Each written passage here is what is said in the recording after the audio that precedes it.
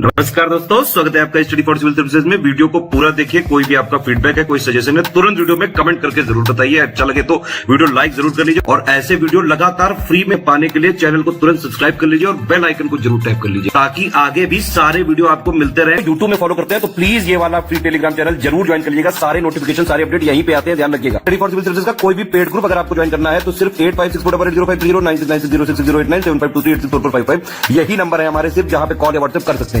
Instagram पे हमारा page जरूर फॉलो कर लीजिएगा, स्टडी फॉर सिविल .सर्विसेज है।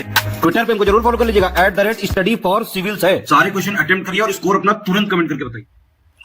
दोस्तों नमस्कार, स्टडी फॉर सिविल सर्विसेज में आपका बेहद स्वागत है। आरओ एग्जाम के लिए हम पेड क्विज लगातार देख रहे हैं वीडियो फॉर्मेट में। कंटिन्यू करेंगे उसको आज के फर्स्ट क्वेश्चन के साथ। देखिए, ब्रह्मपुत्र नदी के बारे में आप सबने पढ़ा होगा। तो इसका उद्गम मानसरोवर झील से जो होता है तो किस पर्वत श्रेणी में यह स्थित है ये बताना है।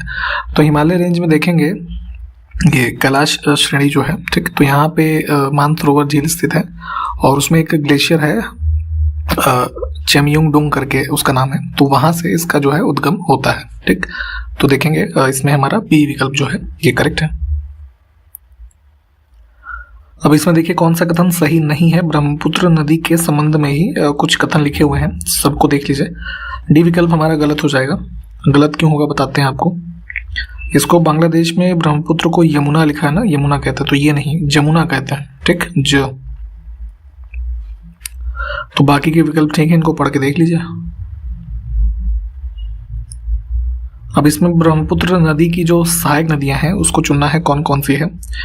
तो देखिए, जयमोली है, संकोश है, धनसिरी है, ठीक है। इसके अलावा सुबनसिरी, दिहांग, लोहित, ये सब जो है इसकी ट्रिब्यूटरीज हैं। काबिनी नहीं होगा। ठीक, काबिनी की बात करें तो ये कावेरी नदी जो है साउथ इंडिया में, केरल में, वहां पे उसकी ट्रिब्यूटरी है। ठीक,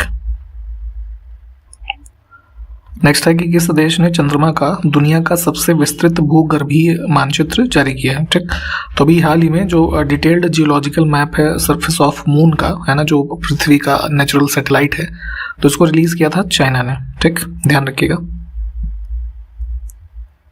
इसमें देखिए बराक नदी जो है कहाँ से निकलती है ये पूछ रहे हैं। तो मणिपुर राज्य में मणिपुर हिल्स जो है, ठीक है, तो उसके साउदर्न रीजन में ये जो है यहाँ पे इसका ओरिजिन होता है बराक का।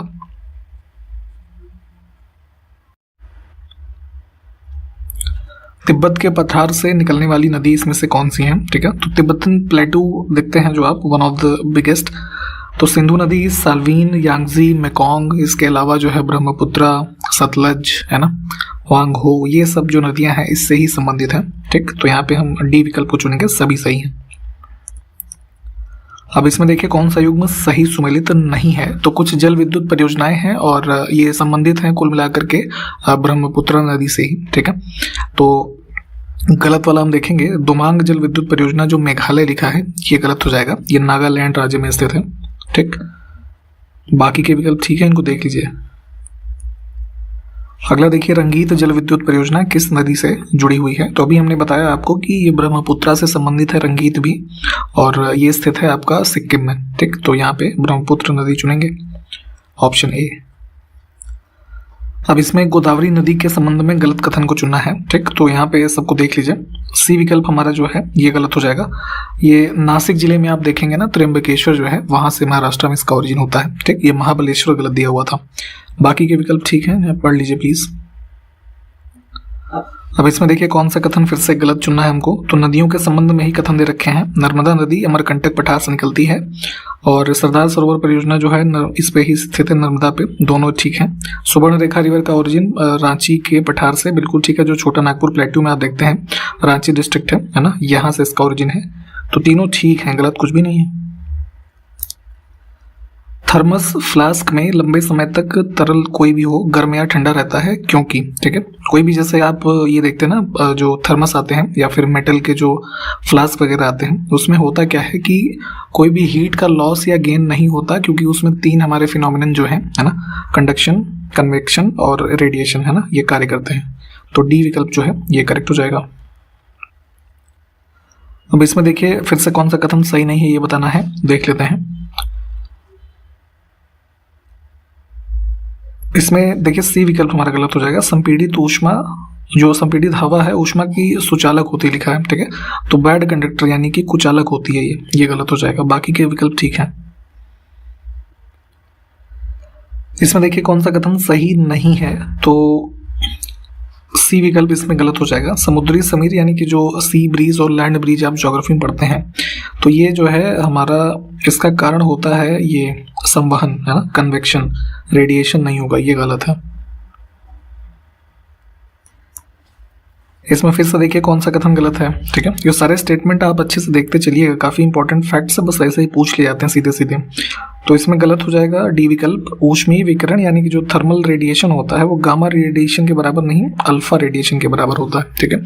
ये हमारा विकल्प करेक्ट, मतलब गलत था, अल्फा विकिरण इसमें होता तो ये ठीक होता। बाकी के ठीक है, इनको देख लीजिए। इसमें देखिए कौन सा युग्म फिर से सही सुमेलित नहीं है, तो यहाँ पे कुछ देखिए संस्थान लिखे हुए हैं और उनके एस्टेब्लिशमेंट का ईयर है। तो ये तीनों जो है वर्ल्ड बैंक जो है ना, तो वर्ल्ड बैंक ग्रुप में कुल 5 ऐसे संगठन हैं, ठीक। तो उसी में से 3 यहाँ दे रखे हैं, तो ऊपर के 2 ठीक हैं। बहुपक्षीय विनियोग गारंटी संस्था 1995 में नहीं, 1988 में एस्टेब्लिश हुई थी, ठीक, इसको ध्यान दीजिएगा। इसके अलावा 2 और हैं, IBRD जो कि सबसे पहले एस्टेब्लिश हुआ था 1944 में, और ICSID है 1966 में, ठीक है। इन 5 के बारे में डिटेल में देख लीजिएगा। नेक्स्ट है कि विकास एवं पुनर्निर्माण हेतु ऋण देने के लिए अंतर्राष्ट्रीय पुनर्निर्माण एवं विकास बैंक की स्थापना, वही अभी हमने ऊपर आपको बताया ना, ये IBRD के बारे में, जो कि विश्व बैंक का ही एक जो है संगठन है, ठीक है। तो इसकी स्थापना का वर्ष वही 1944, ठीक, ये करेक्ट हो जाएगा। डिटेल में वर्ल्ड बैंक ग्रुप जो है उसको आप पढ़ लीजिए प्लीज। अगला देखिए, जॉन डाल्टन के संबंध में कौन सा कथन सही नहीं है, तो आपने डाल्टन के जो सिद्धांत हैं इन सब के बारे में पढ़ा होगा। तो ये बेसिकली एक ब्रिटिशर जो है ना, केमिस्ट थे, मतलब रसायनज्ञ थे, फ्रेंच दिया है, ये गलत हो जाएगा। बाकी इन्होंने जो है कलर ब्लाइंडनेस से संबंधित एक सिद्धांत भी दिया। नेक्स्ट है कि अंतर्राष्ट्रीय मुद्रा कोष की स्थापना किस वर्ष में की गई थी, IMF की बात हो रही है, ठीक है। तो ब्रेटन वुड्स कॉन्फ्रेंस जो हुई US में 1944 में, तो वहां पे IMF का एस्टेब्लिशमेंट का एक तरीके से जो है स्टार्ट होता है 1944 में। नेक्स्ट है तेल नदी किस नदी की प्रमुख सहायक नदी है, ठीक है। तो तेल नदी संबंधित है महानदी से। इसमें देखिए गोदावरी की सहायक नदियां हमको चुनना है, ठीक। तो इंद्रावती, प्रवरा, वर्धा, ये 3 होंगी, है ना। बाकी भवानी और अमरावती जो है वो कावेरी नदी जो है ना, उसकी ट्रिब्यूटरीज हैं, ठीक। 1 2 3। भरतपुजा नदी के संबंध में कौन सा कथन गलत है, देख लेते हैं, ठीक। तो चारों स्टेटमेंट देख लीजिए। ये सबसे बड़ी नदी है केरल राज्य की, ठीक, कर्नाटक, सॉरी तमिलनाडु नहीं होगा, इसको चुनेंगे हम। बाकी के 3 विकल्प जो हैं ठीक है। फिर से देखिए कौन सा कथन सही नहीं है, तो इसमें देखिए यहाँ पे सी विकल्प हमारा गलत होगा। कपिली नहीं, ये बेसिकली कोपिली होता है, ठीक। कोपिली रिवर जो है ये ट्रिब्यूटरी है ब्रह्मपुत्र की, ठीक। कावेरी गलत हो जाएगा।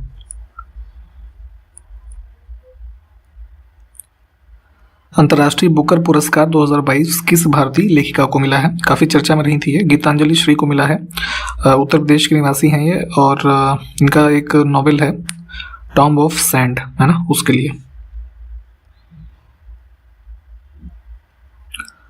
कनाडा के मैनिटोबा राज्य में पगड़ी दिवस अधिनियम जो है ये पारित किया गया था। तो इसके तहत किस दिन को उस पूरे राज्य में पगड़ी दिवस मनाया जाएगा, ठीक। तो टर्बन डे एक्ट जो है इसको पास किया गया है कनाडा में, ये ध्यान रखिएगा। डिक्लेयर किया गया है टर्बन डे 13 अप्रैल को, ठीक। 13 अप्रैल को क्या हुआ था, 13 अप्रैल 1919 में जलियांवाला बाग जो हत्याकांड है वो हुआ था, ठीक। तो थोड़ा डिटेल में इस इवेंट को पढ़िएगा। नेक्स्ट है ब्लू ड्यूक, ठीक है, ये नाम ध्यान से याद रख लीजिएगा। इस नाम की एक तितली को किस राज्य ने अपनी राजकीय तितली यानी कि स्टेट बटरफ्लाई के रूप में डिक्लेयर किया है, ठीक है। तो ये है सिक्किम। देखिए प्राचीन भारतीय इतिहास जब आप पढ़ते हैं तो उसमें अंगुत्तर निकाय में और भगवती सूत्र में, ठीक है, इन दोनों में महाजनपदों का उल्लेख मिलता है।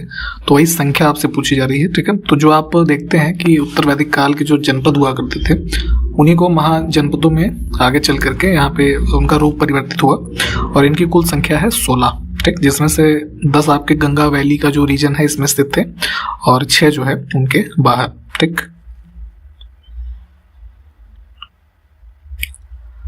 अब उसी क्रम में एक संस्कृत ग्रंथ है महावस्तु, ठीक। तो इसमें देखेंगे गंधार की जगह जो 16 महाजनपद की लिस्ट है उसमें गंधार की जगह किस महाजनपद का उल्लेख किया गया है, ठीक।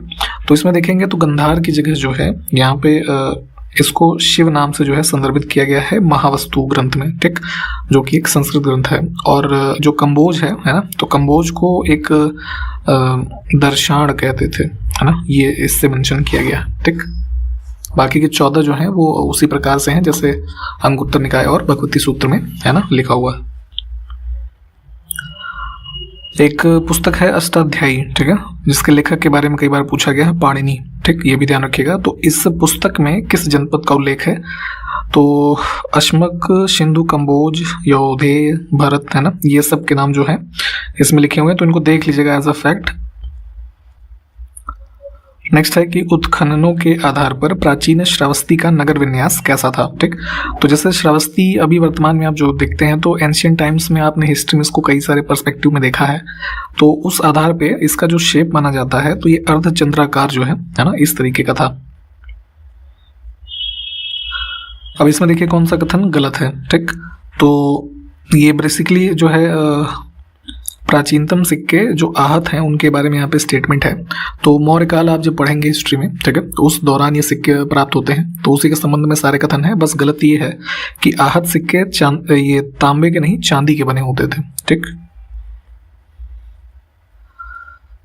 निम्न में से कौन से महाजनपद जो है वर्तमान उत्तर प्रदेश में स्थित है ये बताना है। तो 16 में से देखेंगे तो 8 जो है वो वर्तमान के उत्तर प्रदेश का जो क्षेत्र है ना, इनसे संबंधित हैं। तो इन दिए हुए में देख लेते हैं पहले काशी, कौशल और वत्स, ठीक। ए ऑप्शन हमारा जो है ये करेक्ट हो जाएगा। तो इन 3 के अलावा जो है मल्ल, कुरु, पांचाल, शूरसेन और ये चेदी, ठीक, ये सब स्थित है उत्तर प्रदेश में। अब इनमें देखिए कौन सा युग्म सुमेलित नहीं है, तो वही महाजनपद के नाम लिखे हुए हैं और उनकी कैपिटल यानी कि राजधानी उस समय संबंधित क्या थी उसका नाम लिखा हुआ है। तो इसमें गलत हो जाएगा काशी महाजनपद, है ना, श्रावस्ती नहीं, इसका जो है ये वाराणसी कहते थे इसको, ठीक। बाकी के 3 विकल्प ठीक है।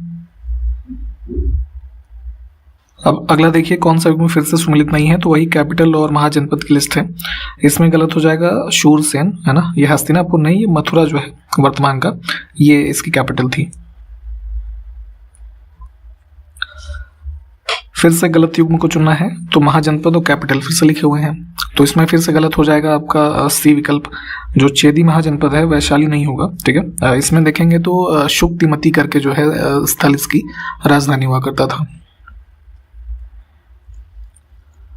अब फिर से कौन सा कथन सुमेलित नहीं है, तो इसमें गलत हो जाएगा मत्स्य, पावापुरी नहीं, जो है इसकी कैपिटल हुआ करती थी विराटनगर, ठीक।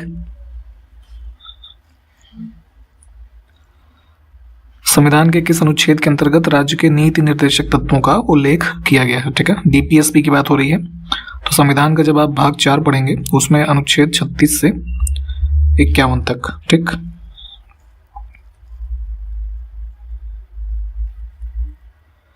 अब संविधान निर्माताओं ने नीति निर्देशक तत्वों को आयरलैंड के संविधान से ग्रहण किया, ठीक है। तो आपको पता है कि कई सारे प्रावधान हमने जो है अन्य देशों के संविधान से प्रभावित होकर के लिए हैं, ठीक। तो अब ये पूछा जा रहा है कि आयरलैंड के संविधान में इसे कहाँ से लिया गया है, ठीक। तो डीपीएसपी जो है आयरलैंड ने लिए थे स्पेन से, ठीक। संविधान के किस अनुच्छेद के अंतर्गत गाय, बछड़ा व अन्य दुधारू पशुओं की बलि पर रोक का प्रावधान किया गया है, ठीक है। तो डीपीएसपी में आप कुछ अनुच्छेदों के बारे में पढ़ेंगे जिनको गांधीवादी सिद्धांत के आधार पर माना जाता है, ठीक। तो उसी क्रम में अनुच्छेद 48 जो है ना, इसमें दिया गया है कि यहाँ पे इन सब का जो सैक्रिफाइस है इसको प्रोहिबिट किया जाए और इनकी नस्लों को जो है सुधारने के लिए प्रोत्साहन दिया जाए, ठीक। संविधान के किस अनुच्छेद के अंतर्गत उद्योगों के प्रबंधन में श्रमिकों की भागीदारी सुनिश्चित करने के लिए प्रावधान किया गया है, ठीक। तो जितने भी इंडस्ट्रीज हैं, है ना, उसमें लोगों के पार्टिसिपेशन को बढ़ावा दिया जाए, ऐसा प्रावधान करने के लिए एक नया अनुच्छेद जोड़ा गया संविधान में 43A, ठीक, डीपीएसपी के भाग में। इसमें ये प्रावधान है और इसका अमेंडमेंट था 42nd अमेंडमेंट जो हुआ था 1976 में, ठीक। इसको भी ध्यान रखिए। संविधान के किस अनुच्छेद के अंतर्गत समाजवादी सिद्धांतों का वर्णन किया गया है? ठीक है, तो डीपीएसपी का अनुच्छेद अगर आप 38 पढ़ेंगे तो इसमें जो है सामाजिक, आर्थिक और राजनीतिक न्याय सुनिश्चित करना, है ना, अवसरों की असमानताओं को कम करना, इन सब का जो कॉन्सेप्ट है इसी के संबंध में यहाँ पे समाजवादी सिद्धांतों की चर्चा है, तो इसको चुनेंगे हम, ये करेक्ट हो जाएगा। 48 के बारे में भी हमने ऊपर देख ही लिया था। 46 में की अगर हम बात करें तो इसमें जो है जो स्पेशली SC/ST समुदाय के लोग हैं उनके जो है अपलिफ्टमेंट की बात होती है। 47 की बात करें तो यहाँ पे जो नशीले पदार्थ और इस तरीके की चीज़ें हैं उसको रोकने के लिए स्टेट को जो है प्रावधान किया गया है कि राज्य ऐसे प्रावधान करे कि ये सब चीज़ें रुकें। ठीक है, तो ध्यान रखेंगे, सभी जो है पूछे जाते हैं, इंपॉर्टेंट है। अगला देखिए, शारदा नदी कुमाऊं श्रेणी के किस हिमनद से निकलती है? ठीक है, तो शारदा नदी, अब इसको काली नदी के नाम से भी जानते हैं, तो कुमाऊं श्रेणी में देखेंगे हिमालय रेंज में तो मिलाप ग्लेशियर है ना, सॉरी मिलाप नहीं, मिलाम बोलते हैं इसको। ए ऑप्शन हमारा ये करेक्ट होगा। और उत्तर प्रदेश में ध्यान रखिएगा कि जैसे जो ये पीलीभीत का जो क्षेत्र है यहाँ से इसका जो है एंट्रेंस होता है। ठीक, प्रायद्वीपीय नदियों की बात की जाए तो उत्तर प्रदेश में बहने वाली जो है कौन कौन सी हैं दिए हुए ऑप्शंस में से? तो चंबल, बेतवा, केन और सोन, है ना, चारों ही करेक्ट हो जाएंगे। इसमें देखिए किस नदी को गोरखपुर का शोक कहा जाता है? उत्तर प्रदेश में जो शहर है गोरखपुर, ठीक है, तो यहाँ से बहने वाली नदी है राप्ती। ठीक, इसको कहा जाता है। बिहार का शोक किस नदी को कहा जाता है, जरा कमेंट करके बताइए। तो अब इसमें देखिए कौन सा कथन सही नहीं है। ठीक, तो नदियों के संबंध में ही कुछ कथन है। काली नदी का पुराना नाम इरावती है, ये हमारा स्टेटमेंट गलत हो जाएगा। अभी हमने ऊपर देखा था जो राप्ती नदी है उसका पुराना नाम जो है इरावती है। इसमें देखिए कौन सा युग्म सही सुमेलित नहीं है, तो ये महाजनपद जो लिखे हुए हैं और उनके संबंधित जो राजा रहे, है ना, शासक, तो गलत हो जाएगा। ये पांचाल, है ना, बिंबिसार लिखा है, इसके जो शासक रहे चुलामी ब्रह्मदत्त करके इनका नाम था। ठीक, बाकी के विकल्प ठीक है, इनको देख लीजिए। अंतर्राष्ट्रीय श्रमिक दिवस, इंटरनेशनल वर्कर्स डे, ठीक है, लेबर्स डे कह लीजिए, तो ये कब मनाया जाता है? प्रतिवर्ष 1 मई को। जुलाई 2022 में गीता गोपीनाथ को अंतर्राष्ट्रीय मुद्रा कोष यानी कि इंटरनेशनल मॉनेटरी फंड जो है IMF, तो इसके पूर्व मुख्य अर्थशास्त्रियों की एक जो वॉल है उसमें शामिल किया गया है ना, जो चीफ इकोनॉमिस्ट रहे, तो wall of former chief economist में इनको भी शामिल किया गया, गीता गोपीनाथ को। ठीक, तो अब पूछ ये रहे हैं कि ये सम्मान पाने वाली कौन सी भारतीय हैं? ठीक, तो ये दूसरी हैं, बी विकल्प को चुनेंगे। इससे पहले शामिल हो चुके थे पहले भारतीय के रूप में इसके रिजर्व बैंक ऑफ इंडिया के पूर्व में जो गवर्नर थे रघुराम राजन। ठीक, इनका नाम भी ध्यान रखिए। अब महाजनपद जो काशी था इसका संस्थापक कौन था ये बताना है ना, तो द्रिवोदास जो है, ऑप्शन ए।